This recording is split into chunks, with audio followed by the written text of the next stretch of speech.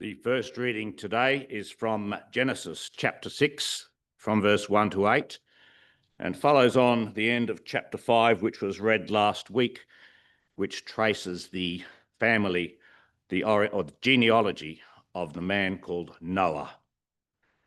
When human beings began to increase in number on the earth, and daughters were born to them, the sons of God saw that the daughters of humans were beautiful, and they married any of them they chose. Then the Lord said, "My spirit will not contend with humans forever, for they are mortal. Their days will be 120 years. The Nephilim were on the earth in those days, and also afterward, when the sons of God went to the daughters of humans and had children by them. They were the heroes of old, men of renown. The Lord saw how great the wickedness of the human race had become on the earth, and that every inclination of the thoughts of the human heart was only evil all the time. The Lord regretted that he had made human beings on the earth, and his heart was deeply troubled. So the Lord said, I will wipe from the face of the earth the human race I have created, and with them the animals, the birds, and the creatures that move along the ground, for I regret that I have made them. But Noah found favor in the eyes of the Lord."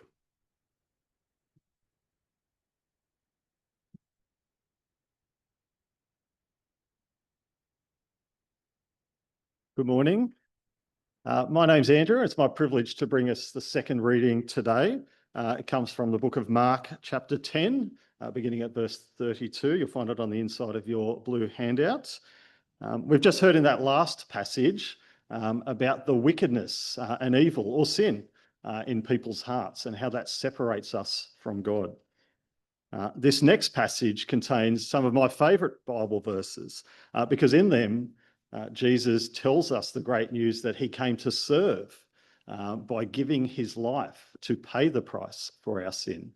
And also that as followers of Jesus, to find true greatness in God's eyes, we're called to likewise serve others, which has direct implications for the way we go about our lives. So as I read through it, I hope you're equally encouraged and challenged by those words as I am. They were on their way up to Jerusalem with Jesus leading the way, and the disciples were astonished, while those who followed were afraid. Again, he took the 12 aside and told them what was going to happen to him. "We are going up to Jerusalem," he said, "and the Son of Man will be delivered over to the chief priests and the teachers of the law. They will condemn him to death and will hand him over to the Gentiles, who will mock him and spit on him, flog him and kill him. 3 days later, he will rise." Then James and John, the sons of Zebedee, came to him. "Teacher," they said, "we want you to do for us whatever we ask." "What do you want me to do for you?" he asked. They replied, "Let one of us sit at your right and the other at your left in your glory." "You don't know what you are asking," Jesus said. "Can you drink the cup I drink, or be baptized with the baptism I am baptized with?" "We can," they answered. Jesus said to them, "You will drink the cup I drink and be baptized with the baptism I am baptized with. But to sit at my right or left is not for me to grant. These places belong to those for whom they have been prepared." When the 10 heard about this, they became indignant with James and John. Jesus called them together and said, "You know that those who are regarded as rulers of the Gentiles lord it over them, and their high officials exercise authority over them. Not so with you. Instead, whoever wants to become great among you must be your servant. And whoever wants to be first must be slave of all. For even the Son of Man did not come to be served, but to serve, and to give his life as a ransom for many." Then they came to Jericho. As Jesus and his disciples, together with a large crowd, were leaving the city, a blind man, Bartimaeus, which means son of Timaeus, was sitting by the roadside begging. When he heard that it was Jesus of Nazareth, he began to shout, "Jesus, son of David, have mercy on me." Many rebuked him and told him to be quiet, but he shouted all the more, "Son of David, have mercy on me." Jesus stopped and said, "Call him." So they called to the blind man, "Cheer up, on your feet, he's calling you." Throwing his cloak aside, he jumped to his feet and came to Jesus. "What do you want me to do for you?" Jesus asked him.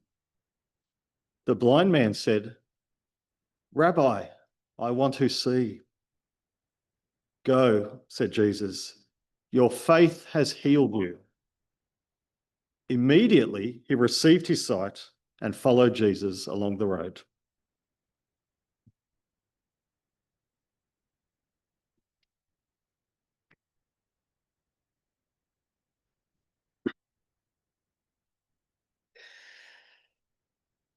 I want to encourage you to keep the sermon outline handy because it's got the passage there to follow along so you can see what I'm talking about. These are not just my ideas, but also on the back of it, there's a bit of an outline of where we're going so you can see where we're heading today in the passage. I've said before, we're looking at Mark's account of Jesus' life, his biography.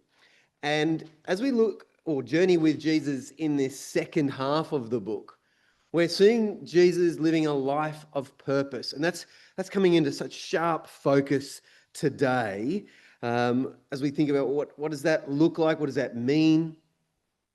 Well, Jesus says, the Son came to serve. The Son came to serve. That's his life of purpose.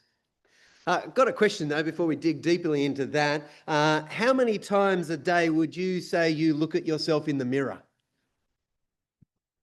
How many times a day do you think you look at yourself in the mirror? It's worth kind of thinking about. A study has kind of picked an average. For women, it is 34 times, and it is for men 27. So we're not that far behind the ladies, guys. And the thing is, that's an average, all right? So all of you thinking, oh, I don't look that often, those people must be really bad. Look, the scary thing is then if you add in selfies, which if you're a young woman between the age of 16 to 25, takes up 5 hours of your week. My goodness, that's a lot of time looking at ourselves, isn't it? A lot of time looking at ourselves. And so it's worth asking the kind of question, well, how many times a day are we looking to Jesus?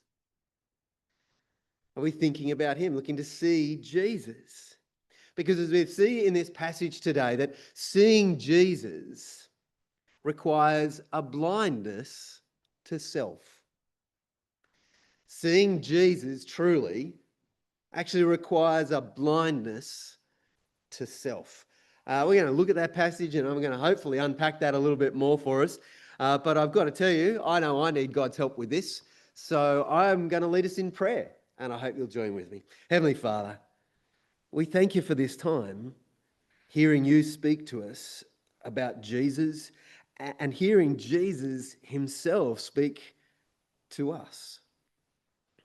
And so we ask that what we know not, that you would teach us. What we have not, you would give us. And what we are not, you would make us for Jesus' sake. Amen. Well, the first thing we need to see as we come to this part of Mark 10 is that Jesus is leading the way. Jesus is leading the way. Verse 32 really kind of jumped out at me as I was reading through it. I don't know about you. They were on their way up to Jerusalem with Jesus leading the way. There's kind of a sense of Jerusalem was a city on a hill. And so everybody talked about, oh, I'm going up. Just like we might say, oh, we're going in to the city or up the coast or whatever it is. But that's not just a geographical reference. We know that this is where he's headed, and, well, let's get into the details a little bit. What we see there is with Jesus leading the way. This is actually the only time that phrase is used in all of the 4 different accounts of Jesus. He is leading the way. He is deliberately out front with the disciples behind him. We don't normally get that kind of picture or situation in the accounts. It's quite a deliberate thing. It's a way of Mark telling us Jesus is determined to do the will of God no matter what. Previous to this particular part of Mark's account, Jesus has already twice before this told his disciples what was going to happen to him. Now, Jesus, as he leads the way, that verse continues, the disciples were astonished, while those who followed were afraid. Now, the thing is, we shouldn't think that they know the future somehow. In fact, we actually know, even though Jesus predicted the future, he didn't tell them where, he didn't tell them when. So what is actually happening here in this description? What is it that the disciples are astonished about and the followers are afraid? It's actually kind of not easy for us to tell. I think what they're responding to is Jesus' power is just, it's palpable. His purpose is like something that is just radiating from him. It's almost hard for them to put their finger on it, but they are in awe of Jesus, those who follow him, and those who are sort of on the fringes, they're actually a little bit trembling to be behind Jesus. Well, Jesus then goes on to tell them, his disciples, his closest followers, for a 3rd time, what is going to happen. You might like to follow along with me. Verse 33, we are going up to Jerusalem. All right, he's named the location now. He's saying we're going to the very city of God, and the Son of Man, that's how Jesus refers to himself, will be delivered over to the chief priests and teachers of the law. They will condemn him to death and will hand him over to the Gentiles, who will mock him and spit on him, flog him and kill him. 3 days later, he will rise. This is the most detailed yet of the 3rd predictions by Jesus. And it's quite shocking. If we can put ourselves, attempt to, in the disciples' shoes, what Jesus is saying is Jesus' own people, the Jews, are actually going to condemn him. And then they're going to do the unthinkable. They're going to hand him over to the Gentiles. They're going to partner, if you like, with the Gentiles, with the nations who they're supposed to be separate from.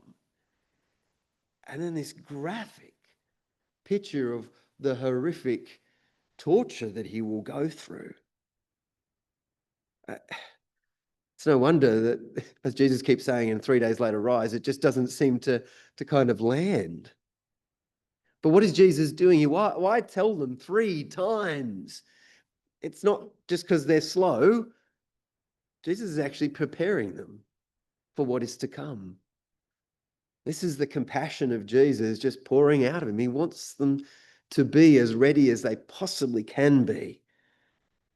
Oh, that's so hard. But also he's predicting, isn't he?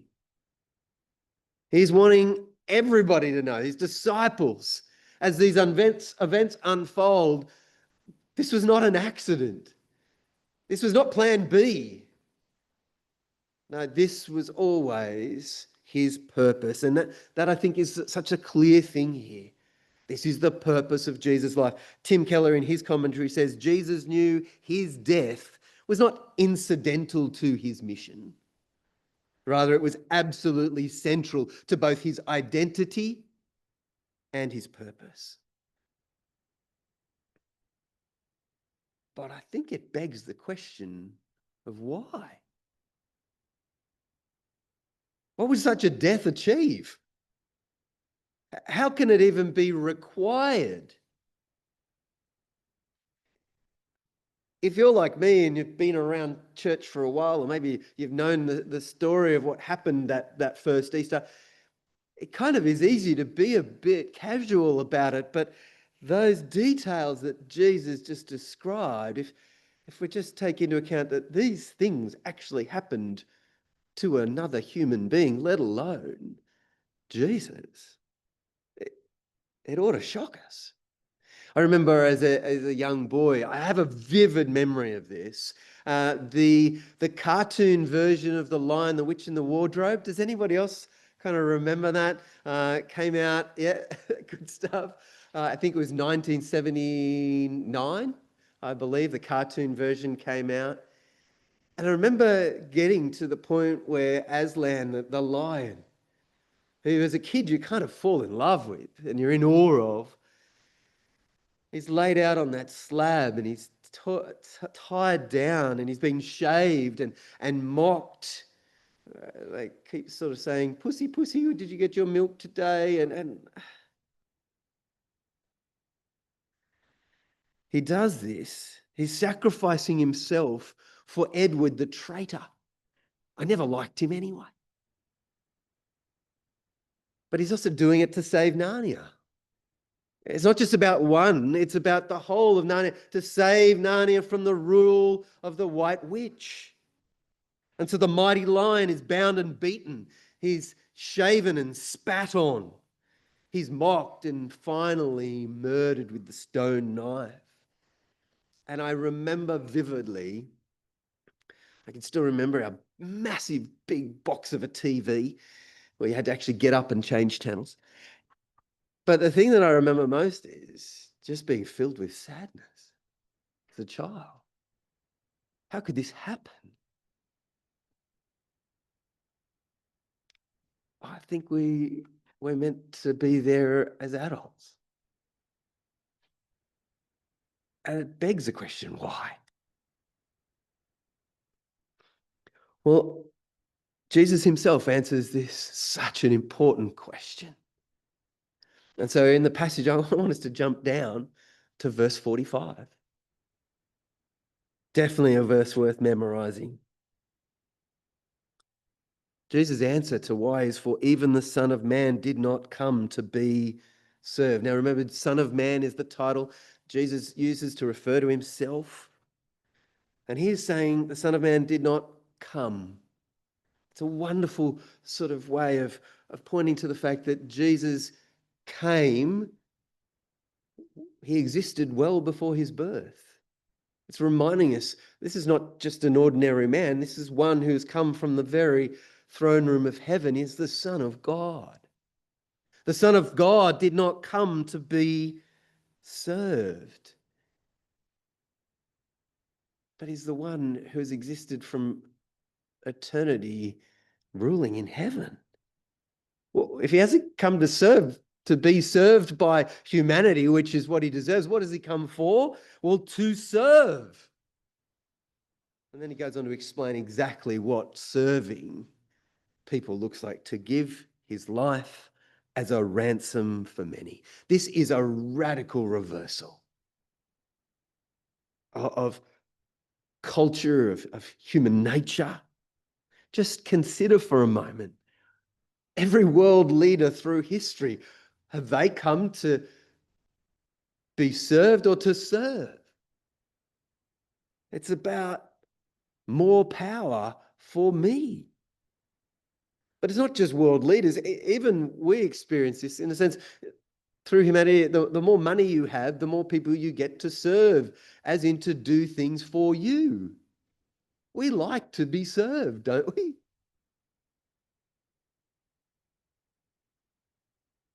Jesus comes, and instead of rightly being served, he gives his life as a ransom. That word ransom, very popular in movies today, to release a hostage or something. And it's similar back in those days, but it was more to do with slaves or maybe prisoners. And it was a payment for the freedom of someone who is bound. Not necessarily by physical chains, but not having the freedom, not having that ability to get the freedom for themselves. They belong to another with no access to freedom for themselves. And Jesus comes along and says, actually, I've come to give my life as a payment for many. That little word "for" is so easy to skip over. In the original, it actually does mean as a substitution. He's putting himself in the place of many. And this is what he's going to do when he says, I'm going to be killed. He's putting himself in the place of those who are slaves of sin. In our rebellion and rejection against God, we cannot bring back our freedom from that. We cannot earn it. We cannot think our way through it. We are slaves. And Jesus comes along and says, actually, I'm going to give my life to make the payment as a substitute, not just for the good, not for those who are religious, but he says for many. In a sense, for all who are slaves. To pay the price we couldn't pay for ourselves so that we could know true freedom. Jesus is the King that serves and sacrifices himself for his people. And there is none like him. This is why Jesus is set apart from every other human religion on the planet. There is none that do what he does. A king who comes and serves and sacrifices himself and gives him his life. And what we're going to see is that we can't actually see Jesus. We can't truly see him without seeing his death on the cross as our ransom. And so if we can't, then we're among the blind. That's where the passage continues to go. If we can't see Jesus on the cross, we're among the blind. Mark actually now wants us to figure out who is blind in these next two accounts, who in these groups of people is really the blind ones. So you might want to keep that question in your mind. Firstly, we meet James and John, who managed to get a little bit quiet time with Jesus. Kind of think for a second, if you had a moment with Jesus and you could ask him any question, we often think, what would it be? I actually think, if we're honest with ourselves, well, I'll dob myself in here. I think I'd be asking their question. Not some theoretical question, but this one.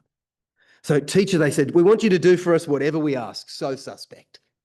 All right, that's what every kid wants to ask their parents.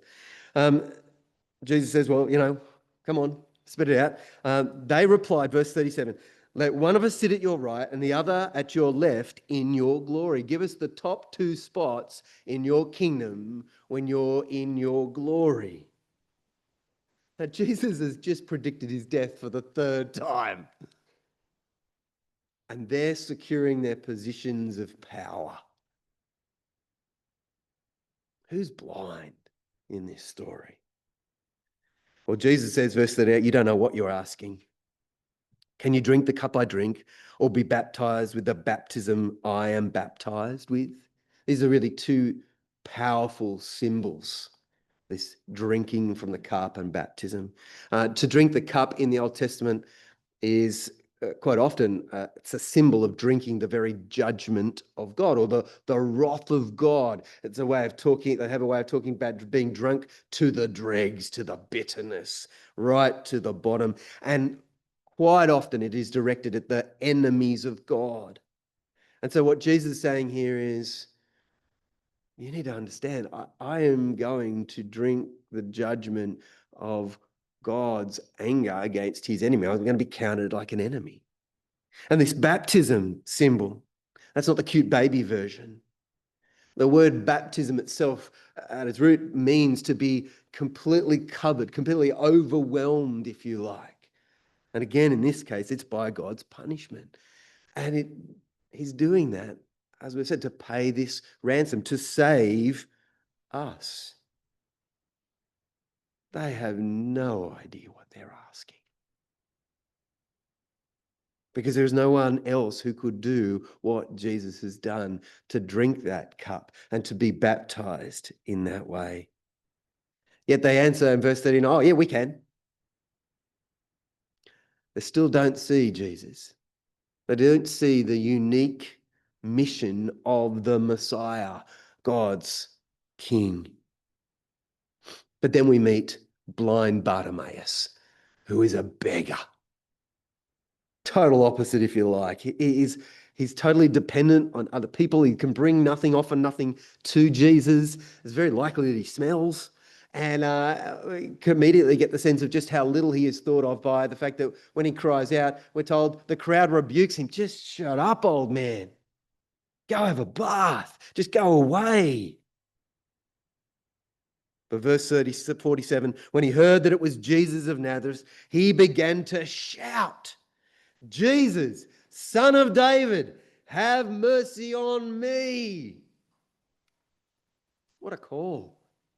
He can't even see Jesus, but he calls him the Son of David, which is the title. It's an understanding that this is in the promised king. The God promised through David's line that one would come. And here is Jesus. He's saying, you are in that line.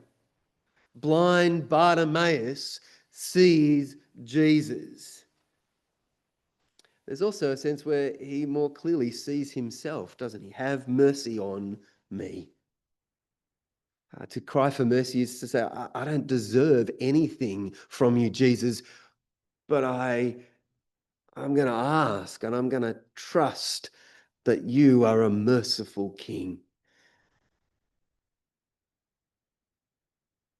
And so the question is, are you seeing Jesus? We've got two different approaches, don't we? James and John and blind Bartimaeus. I guess it comes down to, are we looking to Jesus for our own glory? Or are we looking to Jesus for mercy? This is such a helpful moment to understand, if you're exploring the Christian faith or even just interested, that to come to Jesus, to truly see him, means being humble and honest about ourselves, that we don't deserve glory, but that we can ask for the mercy that we need, because he's the one who'll pay the ransom. He's the one who came not to be served, but to serve and to give his life. And so to follow Jesus is to become one of the slaves. It's a bit of a strange turnaround, but this is the way of Jesus. Remember, it's a radical reversal. We notice that when the other disciples hear of James and John's request, they are outraged. Not because, how could you ask such a question of Jesus, but because they're worried they're going to miss out. And so Jesus points them to the leaders over them. They are oppressed people.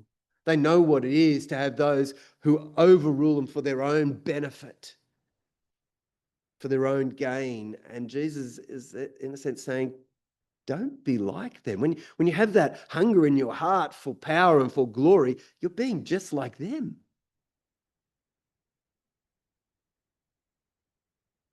We don't use our power over others for our gain.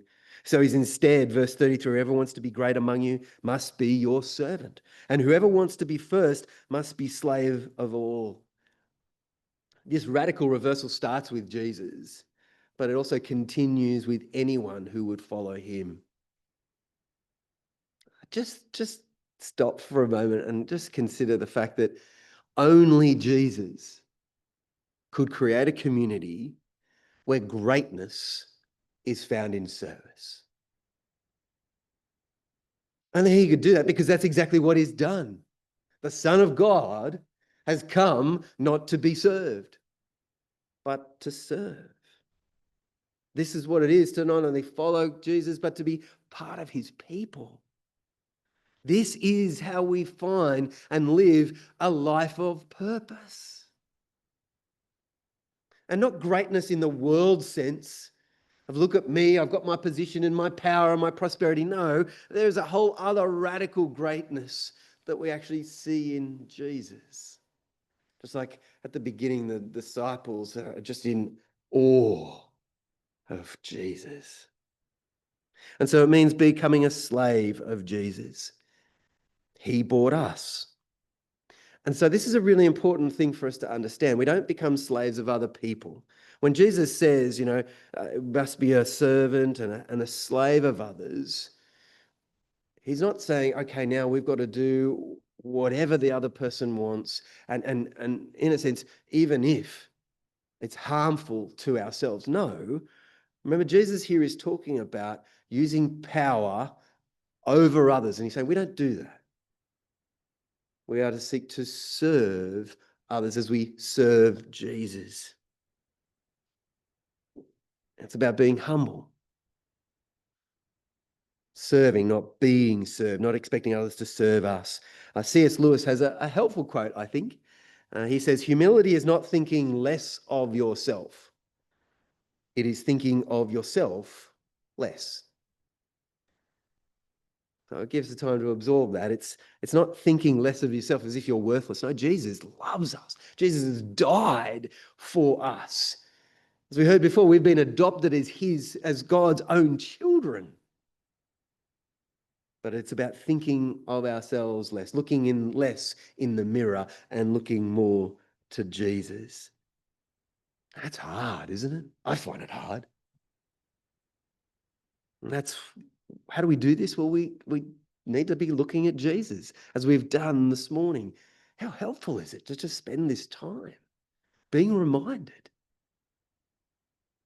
of what an incredible King we have who serves and sacrifices himself? Jesus leads the way. He serves others. And so we follow him. And the wonderful thing is, as we do that with other people, as we serve them in ways that show, actually, this is not about our glory. This is not actually about us. We get to point to the greatest King of all, who didn't come to be served, but to serve. To have people say, why are you doing that? That's just weird. Or that's not normal. I don't see that. It's how we can point to our King. And so I think it's worth asking at the moment, is there someone right now in your life that you're struggling to serve? Take a moment. Maybe there's a person. Think of their face or their name. To serve as Jesus is calling us to serve. To serve as Jesus has served you. And remind yourself that Jesus gave his life as a ransom for, and insert their name. And I just think at these moments we need to look to Jesus and ask him to help us to be humble, truly humble, to be a humble servant like him, and know he's going to answer that prayer. Seeing Jesus requires a blindness to self.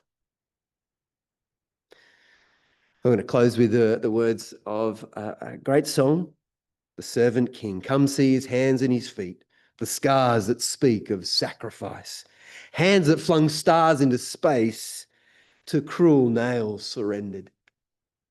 So let us learn how to serve, and in our lives enthrone him, each other's needs to prefer, for it is Christ we're serving. I'm going to take a minute now, 1 minute, to reflect, to think of one thing, maybe that one person Or maybe that's just a time for you to consider this Jesus that you've heard about today.